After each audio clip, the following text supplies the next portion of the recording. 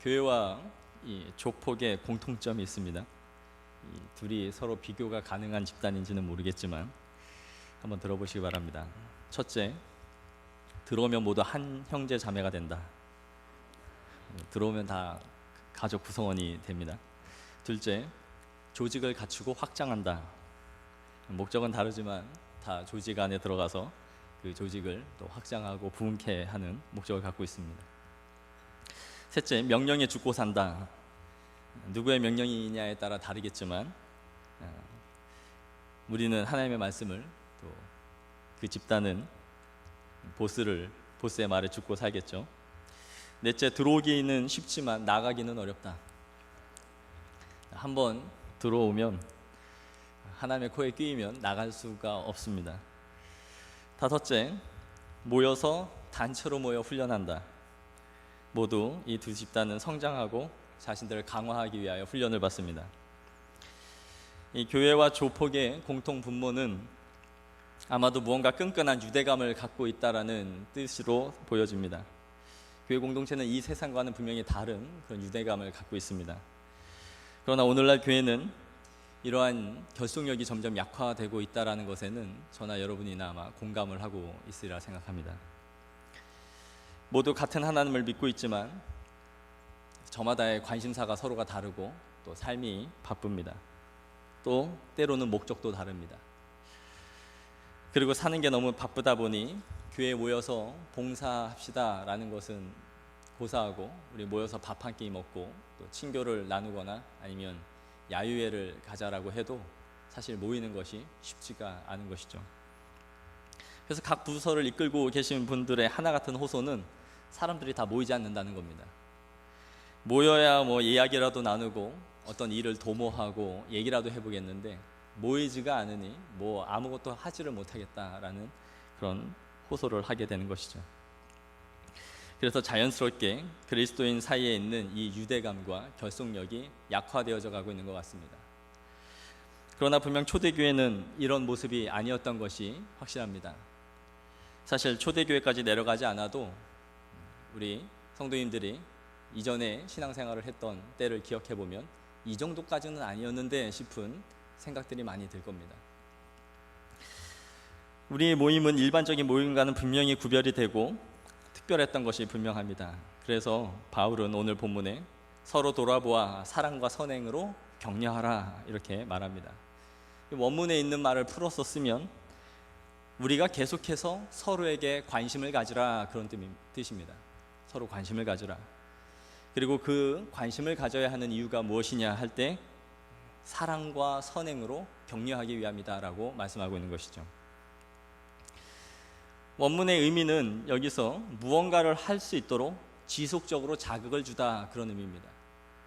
그러니까 우리가 모여서 해야 하는 일이 무엇이냐면 서로 사랑하고 격려를 계속할 수 있도록 서로가 서로에게 지속적인 자극을 주기 위해서 모여야 된다라는 것이죠. 이것이 교회에서 모이는 중요한 이유입니다. 그래서 디도서 2장 14절에 그가 우리를 대신하여 자신을 주심은 모든 불법에서 우리를 구속하시고 우리를 깨끗하게 하사 선한 일에 열심하는 친백성이 되게 하려 하심이니라, 이렇게 기록합니다. 우리를 부르신 이유, 우리를 구원하신 이유와 그 목적 가운데 하나가 무엇이냐 할 때에 선한 일에 열심을 하는 사람들이 되게 하기 위해서 우리를 구원하셨다, 우리를 부르셨다라고 말씀하고 있는 것이죠. 우리가 모든 사람들에게 다 동일하게 관심을 갖고 다 격려를 하고 하면 좋겠지만 사실상 한 사람이 한 사람과 관계를 맺는 데는 한계가 있습니다. 모두에게 관심을 가져줄 수가 없는 것이죠. 모든 사람을 다 챙길 수가 없기 때문입니다. 그래서 교회는 이렇게 교구를 편성하고 그 안에는 다시 구역을 편성해서 서로가 서로를 연계할 수 있도록, 유대를 맺을 수 있도록 재편을 하고 나눠준 것이죠. 사랑과 돌봄을 하기 위한 공동체를 구성한 것입니다. 이렇게 모이는 것을 통해 서로 사랑과 선행을 위해 격려하고 자극을 받으라라는 것입니다. 그러므로 교구는 구역은 구역원들의 지체들을 돌보는 것이 우리가 해야 할 일입니다. 그래서 우리의 교구가 또 넓게는 우리 교회가 잘 성장하기를 원한다면 우리는 우리 안에 소속되어져 있는 사람들을 선행과 사랑으로 어떻게 격려해 나갈 것인가에 대한 고민을 해야 하는 것이죠. 정말 우리 안에는 잘 격려하고 잘 받아주는 그런 사람들이 많이 필요합니다. 책임을 묻고 따지는 사람보다는 정말 격려해 줄 수 있는 사람이 많이 필요한 시대입니다. 초대교회에는 이 바나바라는 훌륭한 지도자가 있었습니다. 바나바는 사람을 격려하고 세우는데 탁월한 사람이었습니다. 아마 이 바나바가 없었다면 이 바울이 초대교회의 리더로서, 사도로서 자리매김을 하는데 상당한 어려움이 있었을 것입니다. 아무도 바울의 회심을 믿어주지 않고 있을 때에 바나바를 데려다가 사도들에게 소개하고 그의 진정성 있는 회심을 사람들에게 소개해 주었던 사람이 이 바나바였던 것이죠. 또 에베소서 6장 22절을 보면 에베소 교회에 편지를 하면서 두기고의 편에 이 편지를 보내면서 이렇게 그에게 소개합니다. 우리 사정을 알게 하고 또 너희 마음을 위로하게 하기 위하여 내가 특별히 저를 너희에게 보내었노라. 에베소 교회 성도들을 위로하고 그들의 사정을 알리기 위하여 두기고를 너에게 특별하게 보낸다라는 것이죠. 빌레몬서 1장 7절에 형제여 성도들의 마음이 너로 말미암아 평안함을 얻었으니 내가 너의 사랑으로 많은 기쁨과 위로를 얻었노라. 정말 이 초대교회에 확장하는 그 힘은 사랑과 선행으로 서로를 섬기며 세우는 데 있었다라는 것을 보여줍니다. 저는 오늘 이 헌신 예배를 드리는 169 성도들뿐만이 아니라 우리 근곡교회에 있는 모든 성도들이 사랑과 선행을 그리고 그것을 격려할 수 있는 그런 성도들이 되기를 원합니다. 사랑과 선행 이것을 잘 격려하는 사람들은 누구에게나 사랑을 받는 것 같습니다. 그리고 환대를 받습니다. 그리고 힘들면 그 사람을 찾아오게 하는 힘이 있습니다. 마음이 안 좋고 기분이 상할 때 그 전화를 하게 되고 찾게 되는 사람들이 있지 않습니까? 얘기를 터놓고 나면 아무것도 아는 말 같지만 그 사람이 해준 말이 상당한 힘이 되는 그런 사람들이 있습니다. 그것도 큰 은사인 것 같습니다. 저는 좋게 말하면 샤프하고 나쁘게 말하면 아주 까칠한 사람이라서 따뜻하게 누군가를 위로해 주는데 아주 부족하다는 생각을 늘 하고 살아갑니다. 가끔 이전 교회 청년들이 전화를 하면 물론 뭐 힘들고 어려워서 기도를 해달라고 그렇게 전화를 하는 경우도 있지만 자신이 요즘에 정신을 못 차리고 있으니까 나한테 독서를 좀 해달라고 전화를 하는 경우들이 있습니다. 목사님, 제가 요즘 미친 것 같아요. 말씀도 안 보고 기도도 안 보고 제정신이 아닌 것 같은데 저한테 빨리 쌍욕 좀 해주세요. 너 그렇게 살면 안 된다고. 그런 거를 보면 제가 따뜻하게 위로하기보다는 다그치고 또 교사처럼 가르치고 그러지 않았는가 하는 생각을 하게 됩니다. 그러다가 정말 몇 마디 위로를 해주면 정말 위로를 받아요. 평소에 빈말 안 하고 그러던 사람이 괜찮다, 다 그래, 너만 그런 거 아니야, 이런 얘기를 하면 정말 위로를 받았다고 생각하는 거죠. 사실 뻥인데. 그러면서 우리 목사님 평소에 빈말도 안 하시더니 정말 나에게 오늘 용기를 주는 걸로 봐서는 진짜인가 보다 이렇게 생각하는 것 같습니다. 하지만 저는 우리 성도님들이 저 같은 사람이 되기보다는 정말 사랑하고 격려하고 말 한마디에 힘을 줄 수 있는 그런 분들이 되었으면 좋겠습니다. 요즘에 이 나홀로족들이 참 많아지고 있습니다. 다들 이 혼밥이라는 말 아십니까? 혼밥이 뭔가요? 혼자 밥 먹는 사람이라는 요즘에 나오는 신조어죠. 혼술은 뭔가요? 혼자 술 먹는 사람이란 뜻이죠. 혹시 나는 가끔 혼술 한다 이런 분 손 한번. 제가 위하여 특별히 기도해드리겠습니다. 이렇게 나홀로족이 늘어나면서 이 사람들을 위한 상품들이 점점 많아지고 있다고 그래요. 그리고 추석 선물도 이 사람들을 대상으로 한 선물들이 점점 많아져서 그런 사람들에게 서로 선물을 주고받을 수 있도록 많은 상품들이 나오고 있다고 합니다. 그런데 안타까운 것은 이 교회 안에도 이 나홀로 성도들이 점점 늘어나고 있다는 것입니다. 특히 교회가 대형화되면 대형화될수록 이러한 추세가 가속화되고 있는 것이죠. 군중 속의 고독이라는 말처럼 한번 예배를 드리고 나면 수백 명, 또 때로는 수천 명의 교인들이 한 번에 쏟아져 나오지만 누구 하나 자신한테 이름을 알거나 인사를 해주거나 안부를 묻는 그런 사람들이 없이 그냥 쭉 빠져나와서 다들 주차장에 가서 차를 타고 그냥 집으로 자기 갈 길을 가는 이런 성도들이 점점 많아지고 있다는 것이죠. 저는 일명 이런 분들을 독거교인이라고 생각합니다. 혼자 사는 교인들이죠. 이렇게 혼자 신앙생활을 하는 사람들에게는 나름의 이유가 있을 수 있습니다. 이전 교회에서 아니면 현재 교회에서 사람에게 상처를 받아서 이제 인간관계가 싫어졌을 수도 있고, 그런 관계들이 계속 반복되면서 이제 사람에 대한 회의감이 들었을 수도 있습니다. 또 누군가에게 간섭받으면서 왔으면 왔냐고 자꾸 안부 묻고 안 오면 안 왔냐고 전화하고, 그러는 것이 너무 귀찮으니까 그냥 은둔 생활을 하면서 유령신자처럼 홀로 신앙생활을 하며 살아가는 것이죠. 충분히 그 마음이 이해할 수 있습니다. 교회에 일하시는 분들이 보통 열심입니까? 웬만한 보험 아줌마 뺨칠 정도로 전화를 해서 왜 안 오셨습니까?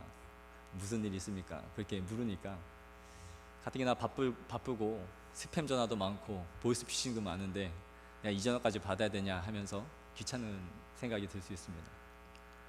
그러나 아시겠지만 이렇게 하시는 분들 돈 받는 것도 없고 욕 많이 먹으면서 자기 사비 들여가면서 열심히 전화하고 계신 것이죠.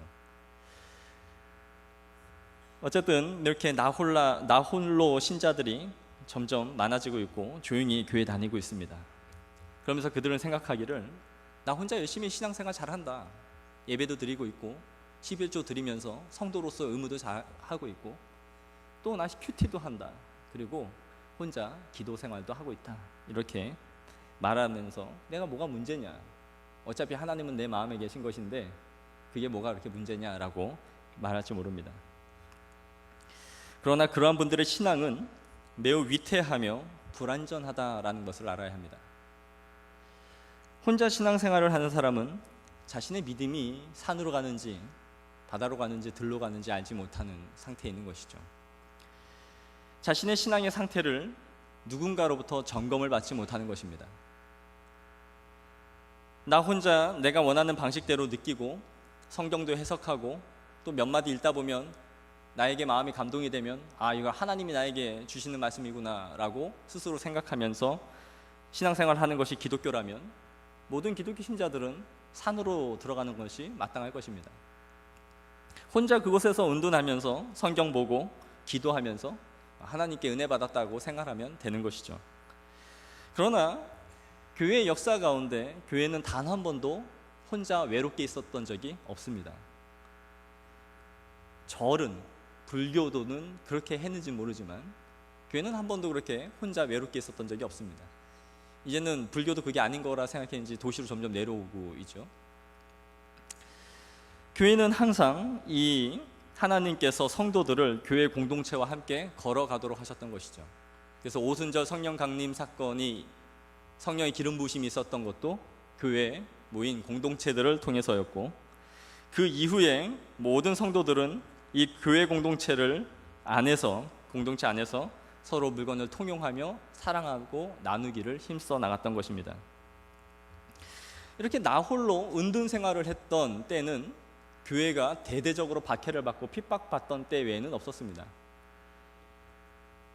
그릇된 방향으로 세상을 등졌던 수도사들 외에는 교회가 이런 식으로 나갔던 적은 없었던 것이죠. 그러나 오늘날 점점 사회가 개인주의화 되어가고 남에게 피해를 주지도 않지만 피해도 받지 않겠다라는 이런 생각들이 팽배하면서 관계를 맺는 것들을 다 싫어하는 것이죠. 그리고 혼자 신앙생활을 하는 것입니다. 그러나 진정한 교회는 핍박받는 그 가운데서도 몰래 모여서 예배드리기 위해 끝까지 힘써 나갔습니다. 두세 사람이 모여서 공동체를 이루고 자신들만의 모임 속에서 계속해서 예배를 드렸던 것이죠. 그래서 요한 웨슬리는 고독한 그리스도인보다 그리스도인답지 않은 것은 없다라고 말했습니다. 그리스도인으로서 고독하다는 것은 그리스도인답지 못하다라는 것이죠. 즉 신앙생활은 혼자 하는 것이 아님을 말하고 있는 것입니다. 교회를 등록하지 않고 은둔 신앙생활을 하면서 신방도 받지 않고 또 성도와의 교제도 나누지 않는 성도들은 정말 온전치 못한 성도들입니다. 또 등록조차 하지 않고 아예 조용히 다니고 있는 사람들은 더더욱 그렇습니다. 어디에도 적을 두지 않고 혼자서 예배만 드리면 된다라는 생각을 가지고 살아가는 것이죠. 본인이 홀로 다른 데를 가서 봉사를 할 수도 있고 온라인 구자로 열심히 헌금을 할 수도 있으며 자신이 성도로서 생각하는 의무들을 다 하고 있을지는 모르지만 그의 신앙은 불완전합니다. 언제 흔들릴지 모르는 상태에 걸어가는 것이죠. 왜냐하면 우리의 신앙은 항상 공동체를 통해서 확인을 받기 때문입니다. 내 신앙이 점검을 받고 내 신앙이 얼마나 잘하고 있는지를 점검하는 것이 공동체입니다. 하나님은 이 공동체를 통해서 계속해서 우리의 신앙을 키워가고 있는 것이죠. 어떤 사람이 기도원에 들어가서 혼자 기도하고 말씀을 보면서 많은 은혜를 받습니다. 혼자서라도 마음이 답답하고 힘들면 기도원에 가서 기도하고 또 시간이 되면 며칠씩 그렇게 혼자 기도하고 말씀 보면서 은혜를 받는다는 것이죠. 그러면서 그의 마음에 생각하기를 여기 너무 좋다.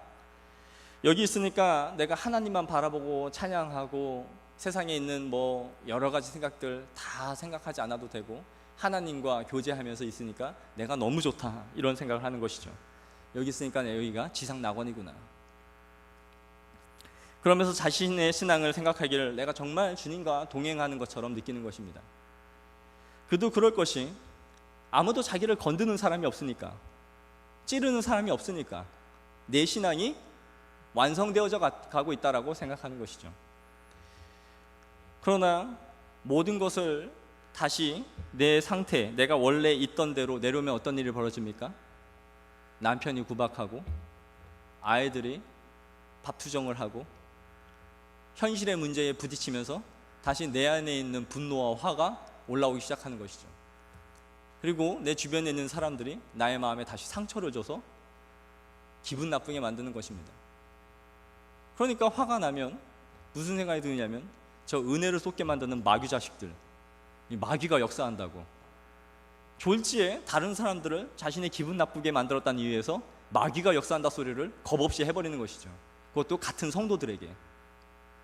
내가 은혜 받고 풍성히 이렇게 내려왔더니 이 마귀가 나한테 역사해서 은혜를 다 쏟아버린다고.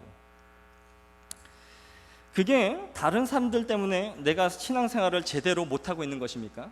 아니면 내 신앙의 분량이 거기밖에 미치지 못하기 때문인 것인가요?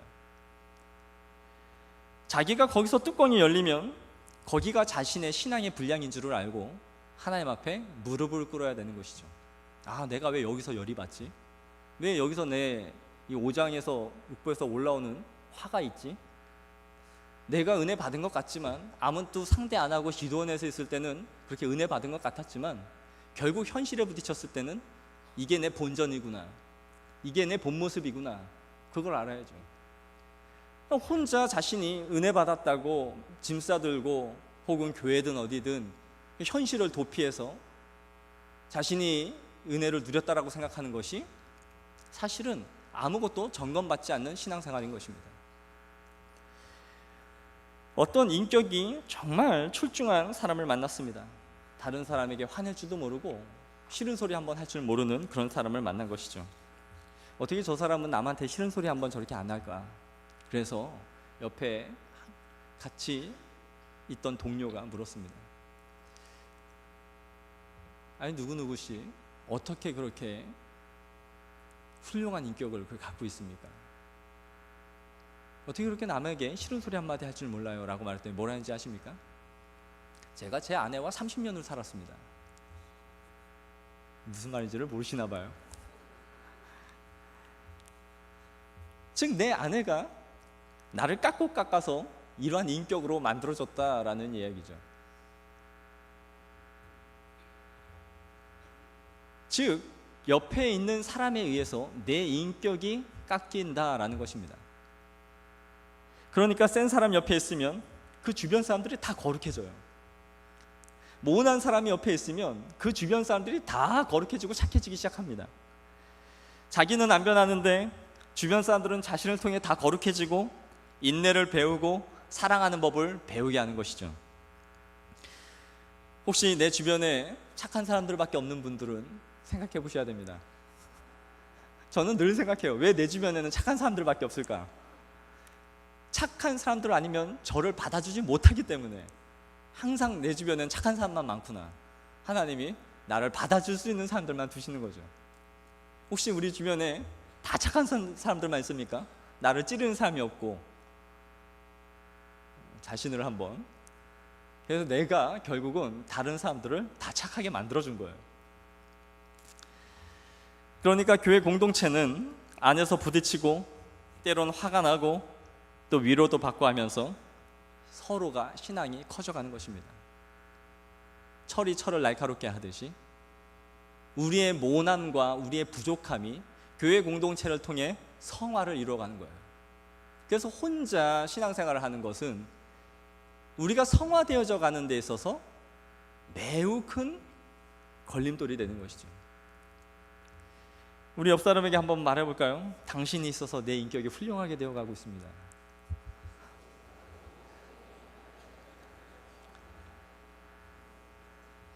우리가 교회 다니면서 옆 사람을 욕할 것이 없습니다. 왜냐하면 그 사람이 자신을 거룩하게 하고 있는 성화의 도구예요. 우리는 항상 생각할 때 옆 사람에게 당신은 하나님이 나에게 붙여주신 성화의 도구입니다, 이런 생각을 가져야 돼요. 저 사람 때문에 내가 깎여가 아니라 나 때문에 누군가가 깎이고 있다는 생각을 항상 많이 해야 됩니다. 우린 다 자신들을 피해자로 생각해요. 내가 누군가로부터 피해를 받아. 내가 누군가에게는 가해자였다라는 생각을 늘 가지면 거기까지 미치지 않을 생각들이 내가 혼자 피해자라는 생각을 갖는 순간 다 죄인을 만들어버리는 것이죠.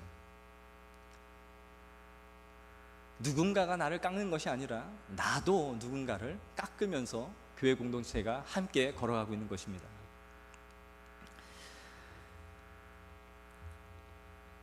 여러분이 하나님 앞에서 깎이기 전까지 그 옆에 있는 껌은 절대 떨어지지 않습니다. 하나님께서 맨투맨을 붙이셔서 싫은 사람들만 옆에 두실 겁니다. 그리고 그들이 사랑스러워지면 내가 드디어 성화되었구나. 그러면 이제 하나님께서 또 다른 사람을 붙여주시겠죠. 그러니까 사람 싫다고 교회 옮기는 사람은 평생 그 성화를, 그 단계를 넘어서지를 못하는 것입니다. 예전에 한 연예인이 자기 집 식구들이 너무 많았다 그래요. 한 상에 앉아서 먹는 것도 힘들고 몇 상을 놓고 밥을 먹으니까. 그래서 아무도 자신한테 관심을 가져주지 않더라는 거예요. 너무 화가 나서 가출을 했답니다. 그리고 나서 3일 지나고 들어왔대요. 그래서 엄마한테 엄마 나 왔다고 그랬더니 왔냐, 밥 먹어라. 나가 있었던 거를 몰랐던 거예요, 엄마가. 우리 공동체가 이렇게 되기를 원합니까? 서로 대면하고 왔는지 갔는지 서로 신경 안 써주고 그게 편한 건가요? 사람들은 이렇게 말해요. 관계를 가지면 가질수록 화날 일이 많고 부딪히니까 적당하고 싶다. 적당히. 관계 맺는 게 힘들고 지치죠. 그러니까 교회 와서도 그냥 적당히 관계를 유지하면서 신앙생활을 하고 싶은 거예요. 교회가 가족 공동체라고 말하면서 교회 오면 뭐가 이렇게 힘드냐라는 것이죠. 그런데 여러분, 실제로 가족들을 보면 매일 하하호호 그러면서 즐겁습니까? 남편 나가 계시면 언제 들어오나 망구석될 정도로 기다리시고, 자녀들 보면 항상 즐겁고, 그런 가족이라면 정말 거기가 천국이죠. 가족들이 절대 그렇지 않습니다. 추석 때 조심하십시오. 밥상 없는 집이 몇 집은 아마 나올 겁니다. 모이면 꼭 화날 만한 일들이 벌어지고 서로 얼굴 붉힐 만한 피해야 될 대화들이 있고 시한폭탄 같은 사람들이 있다는 것을 알고 있을 겁니다. 왜냐하면 가족은 서로 소중하지만 서로의 치부를 너무나 잘 알고 있고 이 사람을 어떻게 열받게 할 수 있는지를 잘 알고 있는 게 가족이에요. 그래서 화가 나면 쌍욕, 막말을 또 제일 많이 쏟아낼 수 있는 것이 가족입니다. 왜 그런가요? 제일 친해서 그렇습니다. 너무 잘 알고 있기 때문에 그런 것이죠. 그러나 그렇다고 해서 가족과 연을 끊고 말도 하지 않고 등을 진 사람이 있다면 그는 이 세상에서 가장 불행하고 받아야 할 축복의 가장 큰 통로를 스스로가 차단시켜버린 사람입니다. 마찬가지로 이런저런 이유로 하여 교회 공동체에서 연을 끊고 나 홀로 독거교인처럼 신앙생활을 하고 있는 사람이 있다면 그는 하나님께서 풍성히 교회를 통해 주시고자 하시는 가장 중요한 통로를 스스로가 단절시키고 신앙생활을 하고 있다고 생각하시면 됩니다. 하나님과의 관계만 좋으면 되죠. 나 은혜 받으면 되죠. 그러나 하나님도 내 눈에 보이는 형제를 사랑하지 않으면서 눈에 보이지 아니하는 하나님을 사랑할 수 없다라고 말씀하시지 않습니까? 우리의 십계명도 하나님과의 관계를 말씀하지만 또한 이웃과의 관계를 5계명에서 10계명까지를 말씀해 주지 않습니까? 즉 하나님을 사랑하는 것과 이웃을 사랑하는 것, 내 공동체는 절대로 떨어지지 않는, 분리되지 않는 하늘나라의 원리입니다. 살면서 아버지가 아버지답지 못한 것, 어머니가 어머니답지 못한 것, 정말 싫어서 큰 상처가 되는 적이 있었을 것입니다. 그런데 살다 보면 그게 이해가 되는 때가 있죠. 언제입니까? 철이 들 때입니다. 철이 들면 내가 그 상황이었으면 나는 부모님만큼도 하지 못했을 수도 있겠다.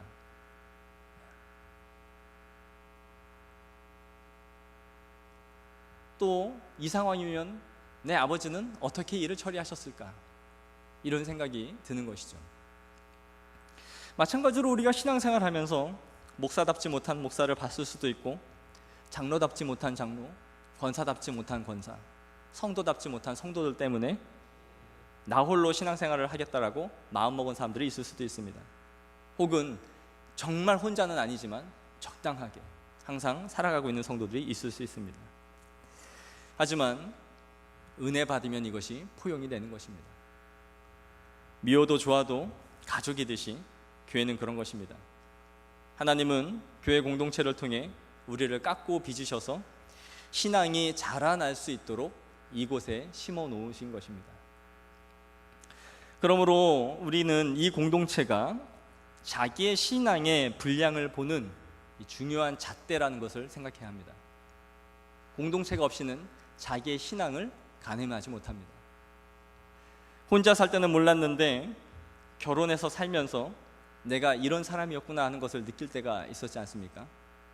내가 혼자 그냥 살 때는 아무런 불편도 없고 느끼지 못했어요. 그런데 부부가 되고 가족들이 생기면서 아, 내가 이런 성향이 있네 하는 것들을 느끼게 되죠. 아이도 그렇습니다. 아이도 가족 공동체를 경험하지 않으면 나가서 이기적으로 되고 자기밖에 모르는 아이가 되는 것처럼, 그래서 아이를 둘, 셋 이상이 필요하다는 것은 그 안에 작은 공동체를 경험하게 하기 위해서인 것이죠. 왜냐하면 사람은 혼자서 존재하는 것이 아니기 때문에. 마찬가지로 우리 교회가, 모든 공동체가 그렇게 서로를 성숙하게 해나가는 것이 하나님의 뜻입니다. 그래서 우리의 성화는, 우리의 거룩해져 가는 과정은 반드시 자신이 있는 공동체를 통해 이것이 이루어지는 거예요. 싫다고 대열에서 이탈한 군인은 적들의 표적이 됩니다. 동물의 세계에 보면 꼭 잡혀먹는 동물들은 어떤 애들이에요? 대열에서 이탈한 동물들이죠. 풀 뜯다가 주류에서 이탈하여 저 끝에 멀찌감치 따라가다 보면 사자는 반드시 그 이탈된 그 짐승을 노리죠. 우리가 교회 공동체를 이탈하면 사탄에게 쉽게 표적이 되는 것입니다. 내 신앙이 나 혼자 신앙생활을 한다, 은혜 받으면 된다, 그렇게 생각하지만 그것은 교만한 것이에요. 하나님께서는 성도가 성도를 통해 또 목양관계를 통해 계속해서 하나님의 필요한 영양분을 공급받도록 해주신 것이죠. 그런 의미에서 적을 올리지 않고 아무런 간섭받지 않고 대형 교회에 그냥 다니면서 말씀 생활하고 있습니다 하는 것들은, 하는 신자 이런 행동들은 사실 온전치 못한 것입니다. 그래서 바울은 모이기를 패하는 어떤 사람들의 습관과 같이 하지 말라고 말합니다. 이 말을 다시 원문을 번역하면 어떤 자들에게는 습관이 된 것처럼 스스로 모이기를 패하지 말라라는 말입니다.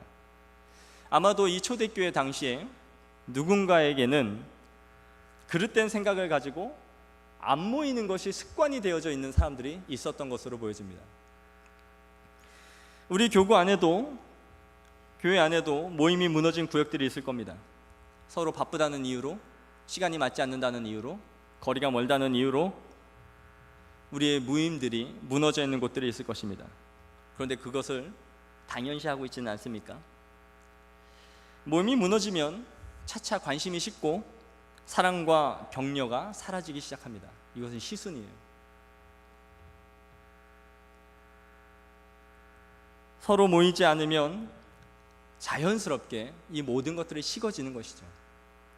그러므로 우리의 구역이 그러하다면, 또 우리의 기관이 그러하다면 그런 것들을 회복하기를 원합니다. 모이는 것이 현대인들에게는 가장 어려운 일이라는 것을 너무나 잘 알고 있습니다. 현대인들은 누구나 바쁘죠. 그러나 생각해보면 바쁜 사람이든 시간이 널널한 사람이든 동일하게 24시간을 쓰고 있습니다. 24시간을 쓰고 있다는 것은 어딘가에 쓰고 있다는 것, 무언가에는 그 시간을 사용되고 있다는 것이죠. 그렇다면 내가 바쁘다는 것은 우선순위가 없다는 것이지 시간이 없다는 뜻은 아닙니다. 24시간 안에 그걸 쪼개 쓸 만한 시간이 즉 나의 우선순위에 들어가 있지 않다라는 얘기인 것이죠. 달리 말하면 나는 시간이 없어 못 갑니다 라는 것이 아니라 그곳은 내 관심사에서 일단 멉니다, 그런 의미인 것입니다. 동일한 시간을 만약에 누군가는 10시간을 쓰고 12시간을 쓰고 누군가는 24시간이라면 이해가 되는 말이죠. 그러나 모두 우리가 24시간을 쓰고 있다면 그것은 우선순위에서 밀린 것이지 바빠서는 아닙니다. 다시 말해 내가 우리의 시간을 재편하고 우선순위를 삶에서 재편하지 않으면 교회에서 모이는 일들은 점점 뒤로 밀리게 될 것입니다. 바울은 그래서 우리에게 그날의 가까움을 볼수록 더욱 그리하자라고 말합니다. 마지막 때가 올수록 더욱 많이 모이는 사람들이 되라는 것이죠. 우리는 말로만 주님이 곧 오신다, 말세야 이런 말을 하지 않습니까? 이런 일이 일어나는 거 보니까 말세야. 그렇다면 모이기에 힘쓰셔야 합니다. 모이면 기도하고 모이면 삶을 나누고, 그래서 공동체는 우리를 공격하는 사탄의 공격으로부터 방어망을 치는 것입니다. 우리 공동체가 스크럼을 짜는 것입니다. 교회 공동체를 갖고 있다는 것은 영적인 사드를 갖고 있는 것입니다. 우리를 향해 공격해오는 여러 가지 삶의 요소들을 서로가 나누면서 공동 방어망을 치겠다라는 뜻입니다.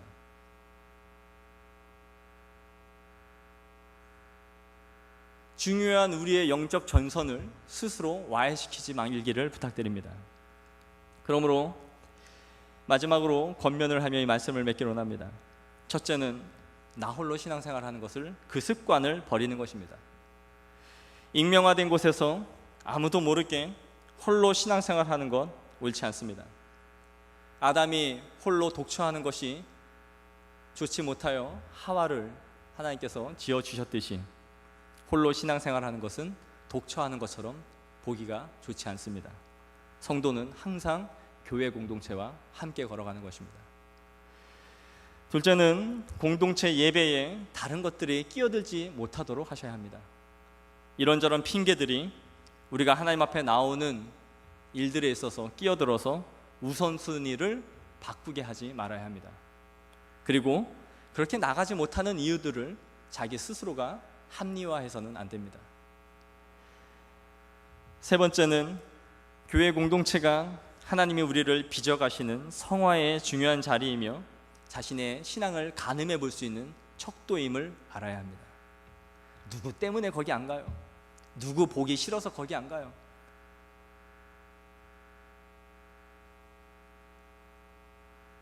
그 자리가 내가 아직 성화가 안 되었음을 보여주는 자리입니다. 그가 그를 사랑할 수 있을 때까지 그것을 통해 확인해 가는 것이죠. 마지막으로 예배 외에 그리스도인으로서 함께 참여하는 한 가지 이상의 그룹을 들어가십시오. 예배 외에 내가 교회 공동체로서 함께하는 곳을 한 군데 이상 참여하시기를 부탁드립니다. 그 모임이 양육의 모임이든지 나눔의 모임이든지 기본적으로 구역 모임이든지 그 안에서 자신의 믿음을 배워가시는 성도들이 되기를 원합니다. 그래야 오늘 본문에 말씀하는 것처럼 사랑과 선행으로 서로 격려하십시오. 서로에게 관심을 갖고 주님 앞에 나아가기를 원합니다. 두세 사람이 내 이름으로 모인 곳에 나도 그들 중에 있습니다. 그 하나님의 말씀을 기억하기를 원합니다. 그리하여 우리가 모일 때마다 서로 풍성한 은혜가 나누어지는 그런 공동체가 되기를 간절히 원합니다. 기도하겠습니다.